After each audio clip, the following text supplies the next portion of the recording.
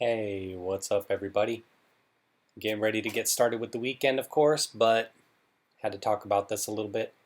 I don't doubt that a lot of you have heard about this already, so we're not going to get into the whole detail of all of it.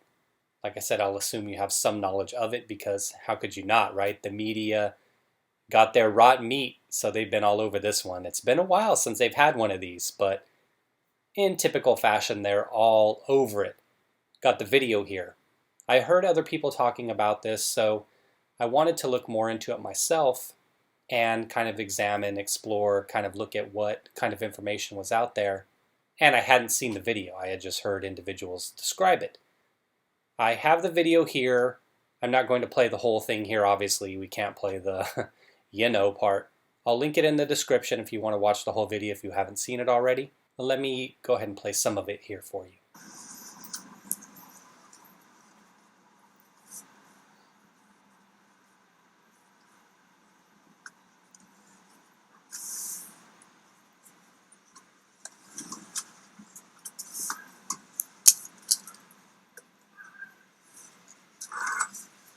So obviously, as I said, we have to cut it off before things escalate. Something of interest to me that will come into play that they talk about later in the story is this part here. You see the gentleman here driving the vehicle. You see him outside there. So, and you see Arbery in the back. I'm pointing like you can see what I'm pointing at, but you see Arbery in the back here. There's another individual behind them in a different vehicle. But you see here, the father pop out of the car, and as you saw early in the video, the truck was way ahead of Arbery. He had to run quite a distance to get to the vehicle.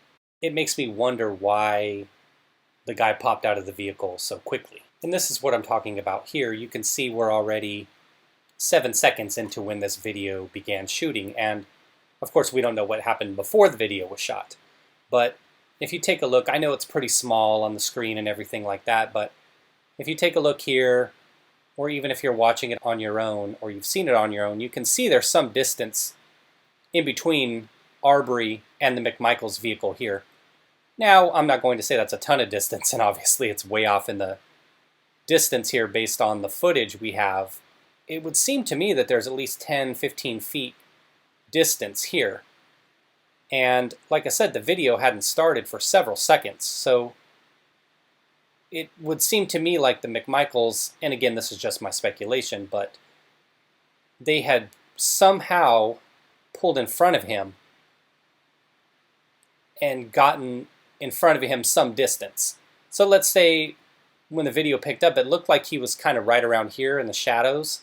If I was on the jury, I would say this. What I would want to know is just the details. Like, how did you get ahead of him? I know it seems trivial, but there's some logic to that when I'm trying to determine motive. But let's read a little bit of this real quick, and then we'll talk about kind of the reaction that's come out, the typical kind of thing from the left, celebrities, politicians, things you would expect. Well, it says here, the video of the shooting was leaked online and posted to YouTube on May 5th, according to the New York Times. The video was recorded by a third man who had joined the McMichaels in hot pursuit of Arbery. The video had previously been turned over to investigators before it was made public.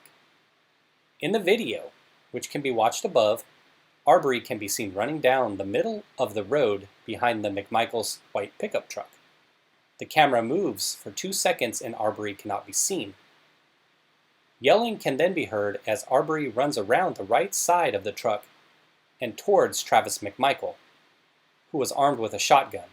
A shot is fired, and Arbery and Travis McMichael begin struggling over the shotgun, while Gregory McMichael, who can be seen standing in the bed of the truck, draws his handgun. I'll go ahead and leave that on the screen so you can go ahead and scroll through that if you're not totally familiar with the case and everything, but when I heard about this, when I heard other people talking about it, and this is why when I do commentary for these videos, if I see something where it's like, I try not to look at what other people are saying about it, because I think that kind of influences how we think, right? So if you watching this video, we're going to talk about this video, turn this video of mine off. Yeah, I try to keep my mind clear of things that other people might be saying about it, because everybody has an agenda or a bias. You know, I'm no different, you're no different, that's just how it is.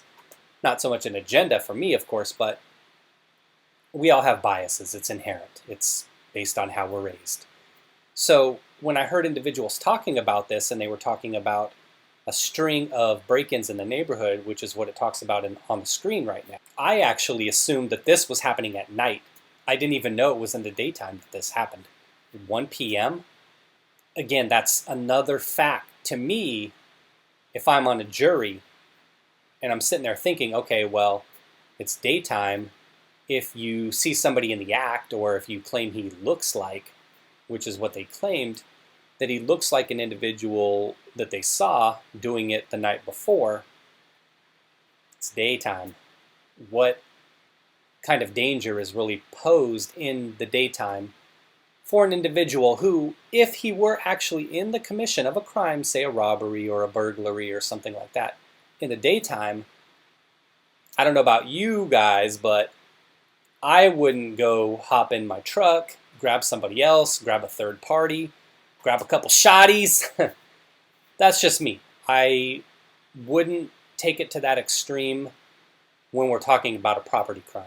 The only thing I can think of to where I would take it to that extreme is obviously if I saw somebody kill somebody, somebody pimp slap my mama, somebody kidnapped a kid, you know, some pedo, chomo, a rape was going on, something like that.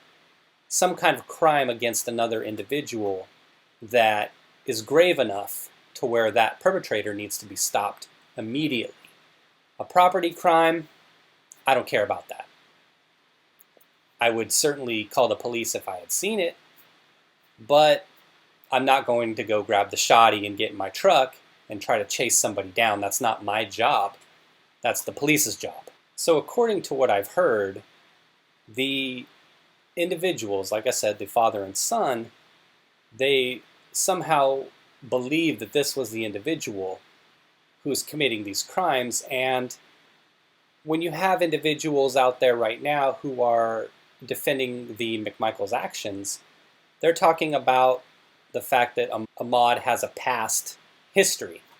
I don't think it was too involved. I think he had a couple minor crimes, maybe something a couple years ago, but they're using that as justification.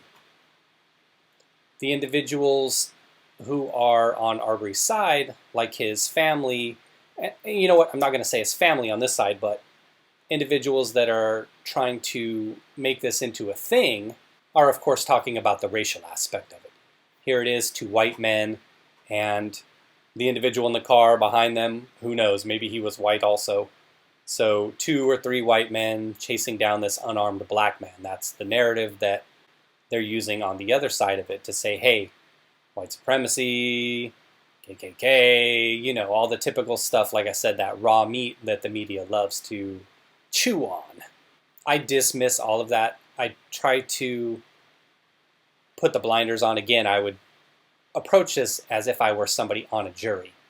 Tell me the facts. What are the facts of the case? Do we have evidence that this individual was actively committing a crime? And again, if I see somebody robbing a neighbor's house 5 doors down, I'm not busting out the shotgun. That's excessive. Now, if somebody comes into my property and tries to take my stuff, that's another story. That's self-defense, right? Or defense of chattel, I guess I would say. There has to be some justification for this kind of behavior to happen, and based on what we know so far, I don't see it. If you have time to tell your son to go ahead and grab the shotgun, and you guys jump in a truck and haul it after this guy, you're telling me you couldn't have just pursued behind and called law enforcement? We all have cell phones now. This isn't the 80s or the 90s where you've got to go out there being Superman trying to resolve these crimes on your own. Again, that's what I said. That's what the police are paid to do. Pick up the phone. There's no reason to be caught up in this situation because, and I know that you individuals out there get this, most of us wouldn't go out there, load up the truck, get the shotgun shells, get the gun ready. Most of us wouldn't go to that extreme. We would just do what we're supposed to do and just pick up the phone and call law enforcement and let them handle it. So I don't know about the mentality of individuals who would seek to take it that far. But again, that's something that will be fleshed out as this investigation proceeds forward. Now, at the time that this video came out, nothing had happened yet. There hadn't been any arrests made or anything like that. And what it says here is it says the case has been passed among multiple law enforcement agencies and prosecutors' offices because of Gregory McMichaels' ties to law enforcement. He's the father. He recently retired as an investigator with the Brunswick Judicial Circuit District Attorney's Office, and he was previously a Glenn County Police Department officer. Brunswick Judicial Circuit District Attorney Jackie Johnson recused herself from the case, and it was given to Waycross Circuit District Attorney George Barnhill. He also recused himself because his son works in the Brunswick prosecutor's office. Tom Durden, the prosecutor for the Atlantic Judicial Circuit, is now handling the case. Durden issued a statement on May 5th. He plans to present the case to a grand jury in Glenn County when courts reopen. And this is the part that I felt was important here is, before recusing himself, Barnhill said in a letter there was no probable cause for charges because the McMichaels were legally carrying their firearms under Georgia's open carry law. Okay, that's true. That's according to the New York Times. He also said the father and son were within their rights to pursue a burglary suspect and attempt to make a citizen's arrest. He wrote, according to the Times, Georgia law says a private person may arrest an offender if the offense is committed in his presence or within his immediate knowledge. Barnhill also said Travis McMichael was allowed to use deadly force to protect himself. The letter also mentions that Arbery has prior convictions and mental health issues. The family attorney told CNN the reference to alleged conduct from high school or shoplifting is absurd and has nothing to do with his murder. All right, it's a really long article. We'll leave it there. We're almost to the end of it, but I just wanted to go through that real quickly and kind of get a little bit of the gist of it and see if there was anything else in there that I hadn't heard from anybody else. Now here's the reaction, the typical stuff,